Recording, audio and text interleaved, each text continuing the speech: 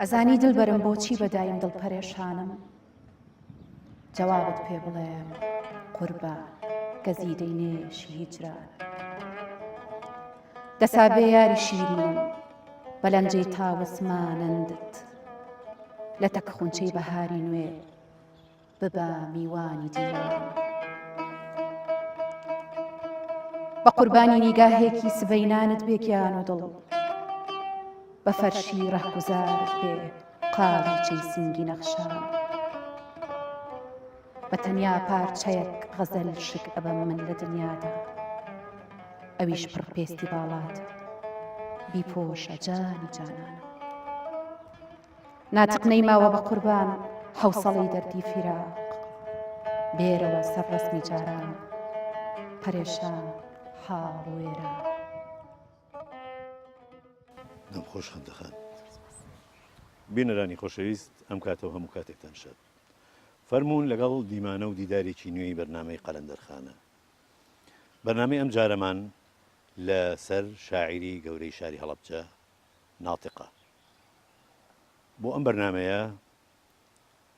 برای بەڕێز کاک برای بەڕێز هونەرمەند و شاعیر کاک سەلاح ڕەش میوانمانە لەم بەرنامەیە بۆ لێدوان و قسەکردن لەسەر شیعرەکانی ناتق هەروەها کاکە ڕێباز بە ئامێری عودەوە بەشداری بەرنامەکەمان لەگەڵاکە بێگومان لەگەڵ هاوکارم خەندەخان بەخێر بێ مامۆستاگیان بەخێر کاک سەلاح جەناب وەکو کەسێکی هەڵەبجەیی و وەکو شاعیر و وەکو هونەرمەندیش چی دەربارەی ژیانی ناتق و شیعرەکانی ناتق زانی گەر قسە لەسەر شاعیرێک بکەین شاعرێکی وەکو ناتق یەکەم جار تۆ ئەبێ سەیری بیئەکە بکەین ئەو شوێنی کە تیاژە بۆ نمونە یعنی هەڵەبجە لە کلاسیکەوە تا بیگزێت تا ئەمڕۆ شوێنی شیعر و ئەدەبیات و شانۆ ئەوانە بوو ئەگەر بێت و ئەدەبیاتی ناو شاری هەڵەبجە لە ئەدەبیاتی کوردی دەربێنیت ئەزانیت زۆر نوقسانە بەدەریتوانی بڵێ پایەیەکی گەورەی ئەدەبی کوردی لە کلاسیکەوە بگرە سەریکە ئەحمەدی خانیمان هەیە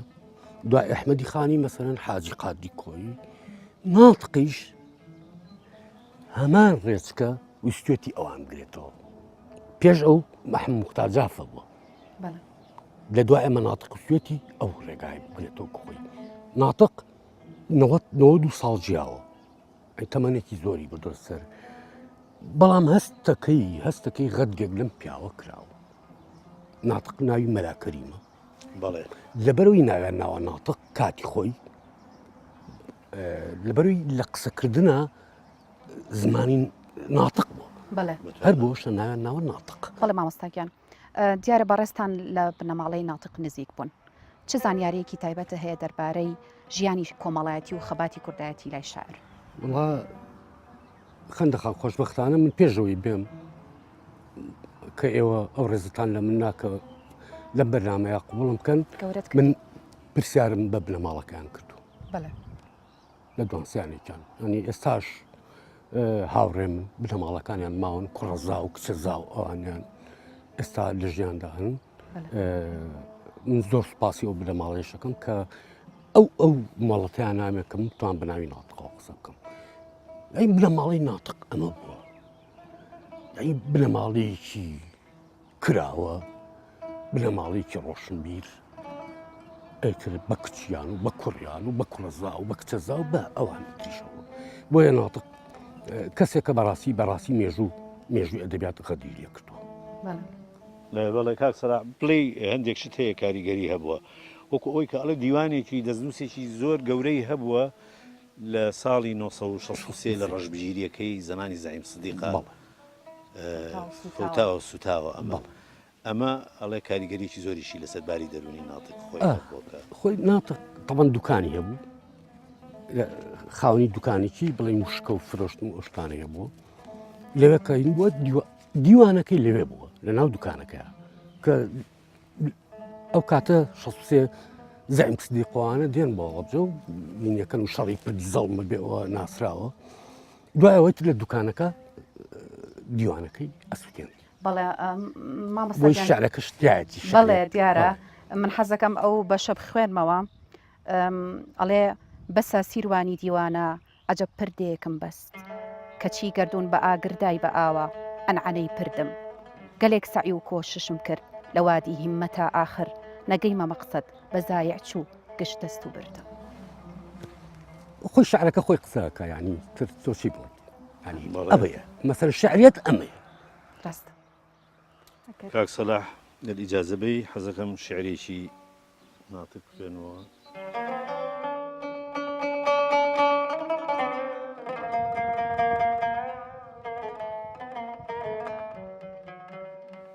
هەنگی ڕۆحم نیشتووە بە شەهدی سیماتەوە دڵیش ئەسیرە بە داوی ئەگریجەی تاتاتەوە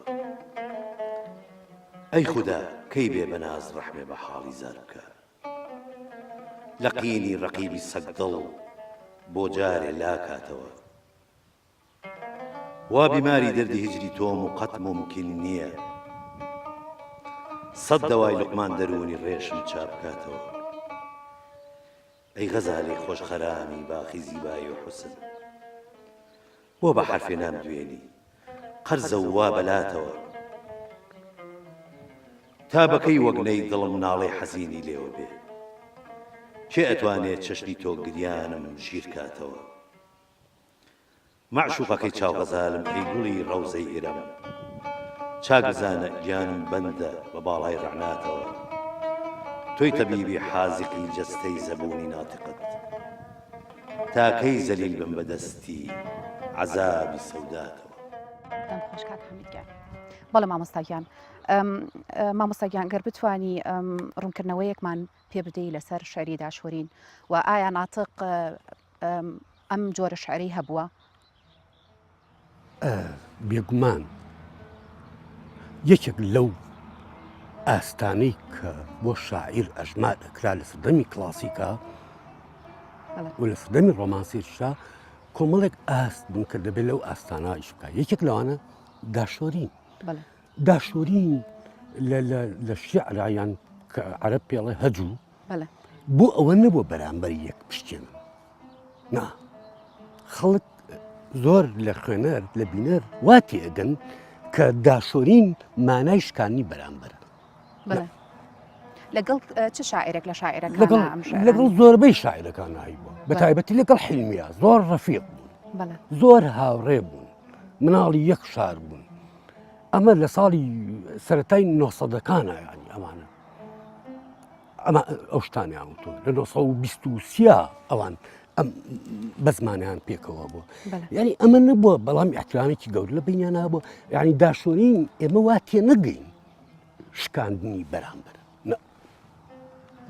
زۆر زار بە پێچەوانەوە مەسەلەن بۆ کاک سەلاح ئەوەی من هینیەکەم ئێمە لە ئەدەبی کوردیا گەلێک شتمان لە بابەتانە هەیە ئەتوانین لە شاکارەکانی داشۆرین ئەو شەڕە شیعرانەی لە نێوان مەسەلەن شکری فەزلی و شێخ ڕەزای تاوانی هەبووە گەلێک شاعری تر هەتا تەنانەت ئێمە توانین هەندێک شعری ئەوەی مەستورەی نالیش بخەینە ناو قاڵێک لەو شیعرانە بەڵام ئەوەی کە ئەوان تاقییان کردوێتەوە شاعرانە من پێم وایە توانە بزانین تا چ ڕادێک توانامان هەیە لەو شێوازی شعر نووسینە لەبەر ئەوە دانیشتون وەکو هاوڕێیەتی ئەم شتانیان لەگەڵ یەکتریا کردووە بەتاکید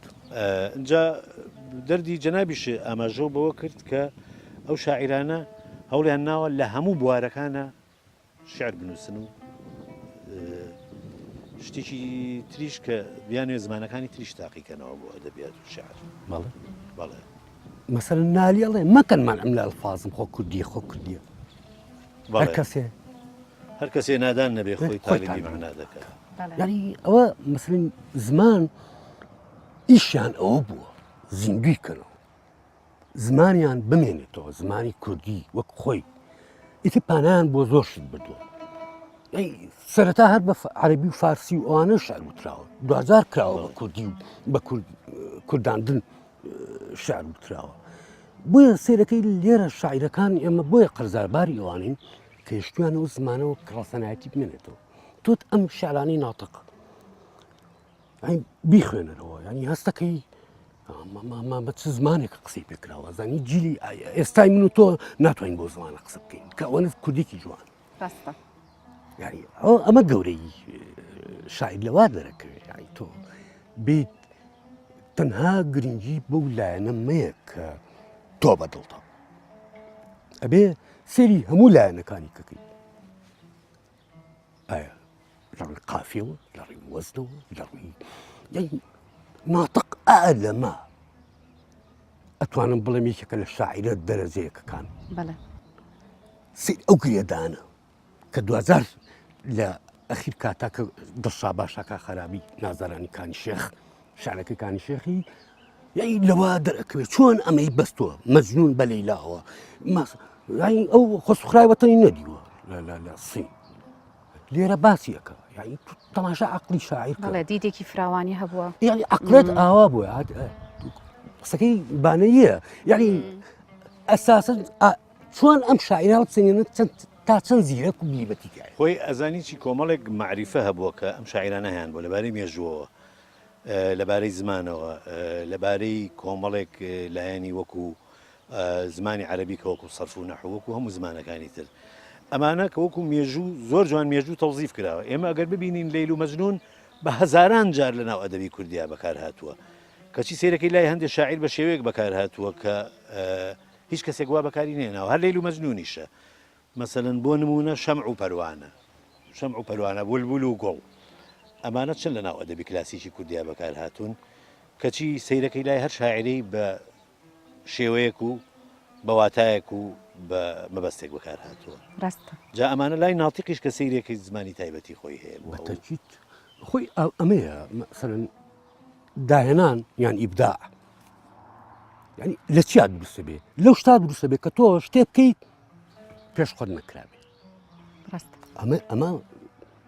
بەسیترین پێناسی داهێنان سادەترین پێناسیەتی شتێک بکەیت کە پێشتر نەکرابێ ئیجا ئەو شاعرانی تر مەسەن بۆ نمونە ناتق هەمان ڕێزکەی گرتوتە بەر شتێتی تایبەتمەندی خۆی هەبێ مامەساگیان پێم خۆشە شارێکی تر بەشدار پێ بکەین ئەگەر کاکڕێواز هاوکارم بێ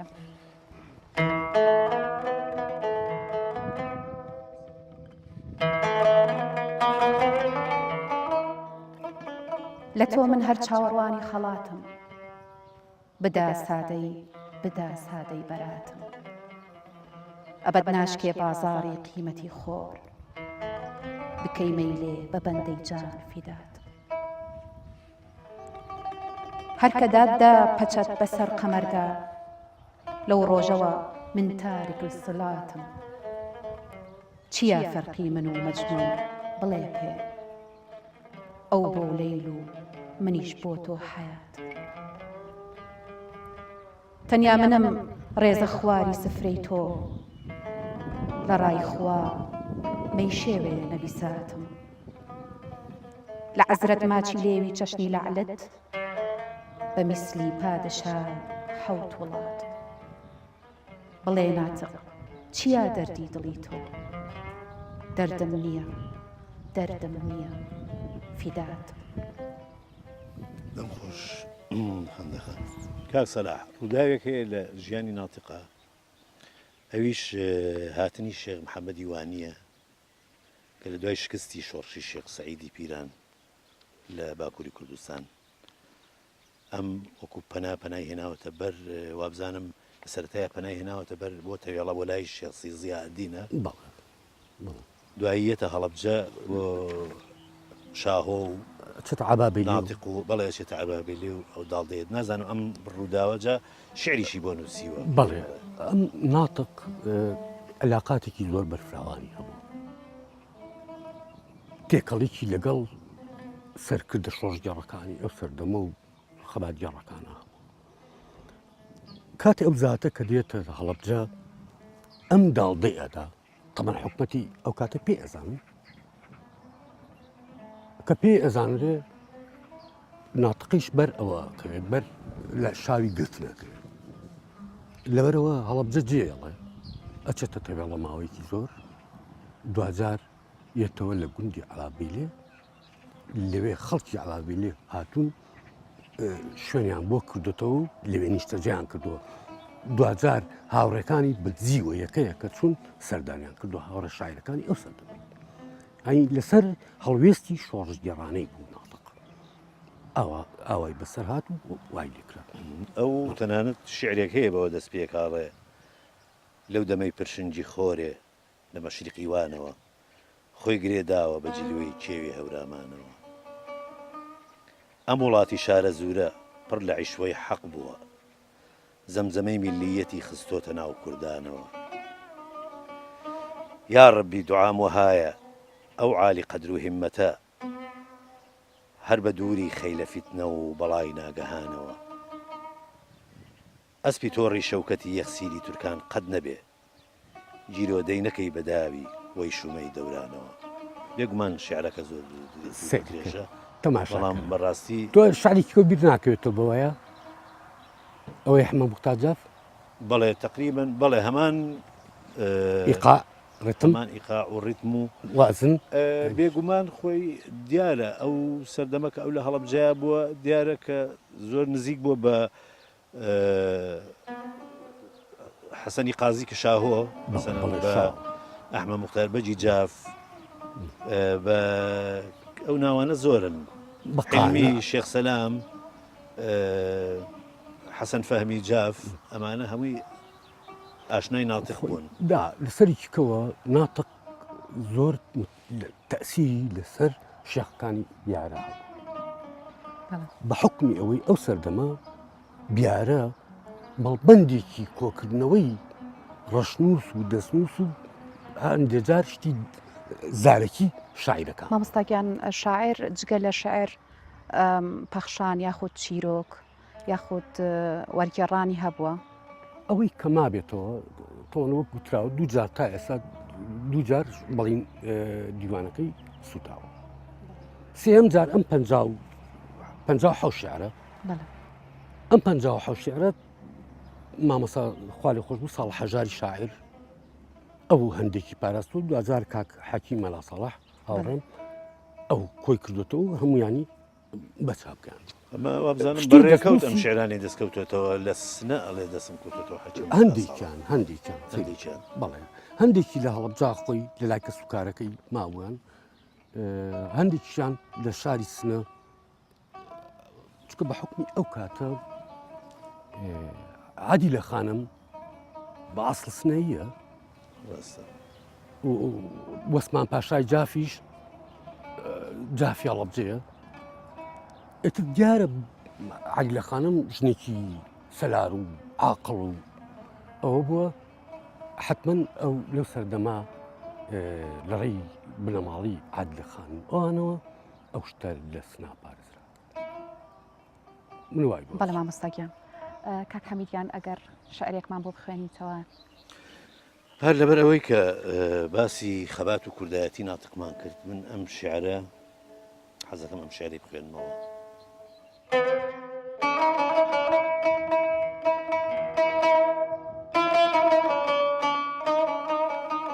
دائنێم سەر و سامانم لە ڕێگەی حاڵی وەتەن تاکو هەمیشە مەعمور و ئاوا بێ ماڵی وەتەن دەست بە دوعا ڕوو لە قیبلە ئەناڵێنم بۆ ئەوەی خدا بەرەکەت بخاتە ناو سیها ماڵی وەتەن ڕۆژی سعیە لاوەکان انقلابی ڕێبخەن تاکو نحوست نەهێنێ بورج و ئیقباڵی وەتەن هیمەتێکن ئەمڕۆ ڕۆژی ئەمەکداری و غیرەتە بەرمەدەن مەسلەکی حەق و ببنە عەوداڵی وەتەن چاشی مەردانە بەلادا بکەن و حەملە بەرن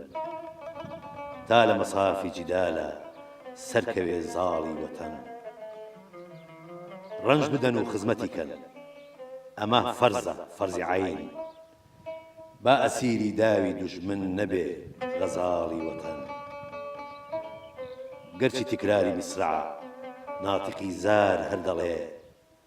دا ئەنێم سەر و سامانم لە ڕێگەی حاڵی وەتەن. دەم خۆش کاک حەمیدیان زۆر سوپاس. دەست و پەنجۆ خۆش کاک ڕێبازگیان. دەست خۆش کاک ڕێباز. مامۆستاگیان شعریەت لای ناتق چۆن بووە؟ دیقەتی شعرەکانی ناتق بین بەوردی بتوانین ڕۆ بچینە ناواخنی شعرەکانەوە ئەگەینەوە ئەنجامەی کە ئەتوانین بڵین ناتق زانیوێتی شعریەت چییە؟ شعرێت لە چیا خۆی بینێتەوە لەو پێکەوە گرێدانانە کە ئەو توانیوێتی یەک دنیاشت لە دەستیا کۆکاتەوە بتوانێت داڕژی بەڵام بەچی بە خەیاڵ بە عەقڵێکی فراوان و دیسان وشیاری و ڕۆشنبیریشی لەگەڵا مەسەن تەماشای شارەکە گیانە گەرمەیریت لەسەر بێ سبەی دیدار دەکەم خۆم بە قوربانی دوو چاوی مەست و خومار دەکەم هەر وەکو ساوا ئەکەومە هەڵمژینی گۆی نەمن نەوسنم دە ساڵێم گەڕێ گەرچی بێزارت ئەکەم سەریک لەگەڵ شعرەکە بڕە ئەم وردەکاریانە ئەم خوڵقانە ئەم شوپاندنە یعنی شوپاندن یەکێک لەوانەی کە ناتق لە شعرا بەکارهێنا مەسەلەن چاوی بەچی بەکارهێناوە قژی بەچی بەکارهێناوە یعنی شۆڕەبی مەسەلەن ئەوانە سەرەکەی یعنی سوودی لە سروش زۆر بینیوە ئەمە بێگومان لە ئەو شاعرانە هەمویان توانایەکی باش هێنە بەر لە بەکارهێنانی هونەرەکانی ڕەوانبێژی جا هونەرەکانی ڕەوانبێژیش بێگومان دوو بەشە کە بەڵێ جوانبێژی ڕەوانبێژی کە لە عەرەبیە محەسەناتی بەدیعی و محەسەناتی لەفزی پێڵێن زیاتر لە ئێمە ڕەوانبێژێک یەکی کانەوەیە کە ئەڵێ ئەبێت تەنانەت ئەو وشەیەش کە بەکاری ئەهێنی بزانی ئەم وشەیە چۆن بەکارەهێنیت دیارە شارەکانیشی زۆربەی لەسەر کێشی عروزن بەڵام تازەگەریەکی زۆر جوانی تێشە بەدی ئەکرێ ئەخر ئەمەیە زمانێکی تایبەت دەبین ئەمەیە ها سەریکە ئێمە ئەو وڵاتی ئێمە یا ئەو شوێنەی کە با بڵێن ناتق تیاژیاوە بەردەوام لە جەنگاڵ ئەو تاریخە و بیخۆن و مێژوورانی خۆ چی بکەین باشە بەسیتی یعنی یەکەم قوربانی جەنگ چییە؟ حەقیقەت بێگومان ئەمە لە زۆر شوێنی قوربانی حەقیقەتە مەسەلەن ئێمە ئەبێ ئەمە وەکو دادەخەندە باسی کرد چۆن بگەڕین تا بۆ حەقیقەتەکەی ئەو حەقیقەتە دۆزیتەوە ئەمەش مانوو بوو نێوێ کاکە ئەمەش گیلاکبوون و شەو نخوونی و ئەوانەیە من مەبەستم یەک نوقتەیە لە دوای جەنگ ئەوانەی گەورەترین ئازارە خۆن بە جەنگ ئەو کەسە ئاشتی خوازەکانن ئەو کەسانش کە بە تایبەتی لە ناو هونەرمەندان و ئەدیبان و زانایان و هونەرمەندانە ئەمانە ئەدۆزرێتەوە یعنی ئێمە ئەبینین لە دوای جەنگی جیهانی یەکەم بزوتنەوەی دادیزم و سوریالیزم کە دروست بوو لە حاڵەتێکی پوچگەرایی و عەبەسەوە دروست بوو کە وتیان ئێمە هەر لە پێناوی مرۆڤایەتیە شتەکەین و جەنگێک یەدەمی تێکایەتەوە لێمان کاتە ئێمە بۆچی هەوڵ بین پێم وایە ناتقیش یا زۆربەی شاعیرانی کورد بەو قۆناغە و بەو ئازار و ئەشکەنجەیان تێپەڕیوە مامۆستاگیان دیارە هەواداری شعرەکانی ناتقی پێمان خۆشە گەر شعرێک لە شعرەکانی ناتقمان بۆ بخوێنیتەوە ئەگەر کاکڕێ باسی شاوکارمان بێت خواست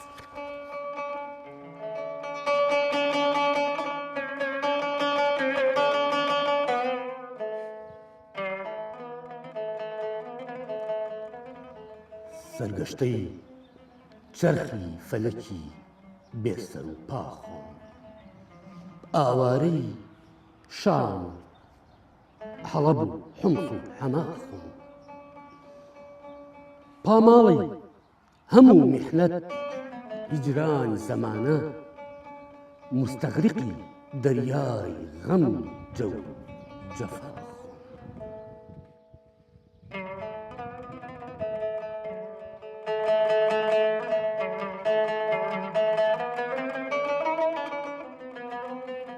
پەیوەستە جگەر خەستە لە ناو ماڵی پەڕۆدا بێزەمزەم ئەو عشرەت و بێشەم چراخۆ ماتەمزدەی بێکەسی و مەوسمی مەغریب ئاشیفتەی دەرس خوێندنی هەنگامی ئیساخ سبحینێ لەبەر نەعرەی چادرینم و یورمش حەیران پەرێشان سەرە سیمەی چاخ دەمخۆش دەستخۆش کاک سەلاح حەزەکەم ئەگەر وتەیەکت هەیە دواوتت دەربارەی ناڵتیق و ژیانی ئەتوانی بڵێ چی بە ئێمە خۆی گرفتەکە ئالەمایە کاتێ لەسەر ژیاننامەی هەر شاعرە قسە بکەیت مێژوو بۆ دیەک لای نابێتەوە ساڵی چەنەوە ڕۆژی چەنەوە هەتا من خۆم نازانم ئەو ڕایانی کە هەیە لەسەر ئەو ڕانی کەیە لە کۆتایی هەسڵەکانە بانی هەستا و هەشتا و شەش هەندێکەڵەن هەشتا حەوت هەندێک ئەتر بەپی میزاجی ئەو کەسە کەسیری شعرەکانی کردووە بەپی شعرەکات چووە بەڵام مێژووی مردنەکەی ڕوونە لە ساڵی بەڵەکەی ئەوی تر من بیزینێ زۆر مناڵبووم 16 زۆر مناڵ بوو نانی بیرمێت زۆر مناڵ بووم وتیان ئەوە فڵان کەس ئەمی خوارد کردووان قەرەباڵی زۆرەکە کاتە عقلمان پێ ناشکان مردنەکەی وازەحە بەزی لەدایک بوونەکەی بەڵێ مامۆستاگیان زۆر سپاس زۆر سپاس کاک سەلاح ئازیزان بەر لەوەی بە گۆرانیەکی وشار حەمەفەرەج کە لە شعری ناتقا کۆتایی بە بەرنامەکە بێنین پێم خۆشە دووبارە سپاسی برای نووسەر و شاعر کاک سەلاح ڕەش بکەم زۆر سپاس بەخێرێ هونەرمەندیشە کاک سەلاح هونەرمەند بەڵێ لەگەڵ کاک ڕێباز سەرباز خورشید بە ئامێری عود زۆر سپاس کە ئامادەکاتی بە بەرنامەکەمان بەڵێ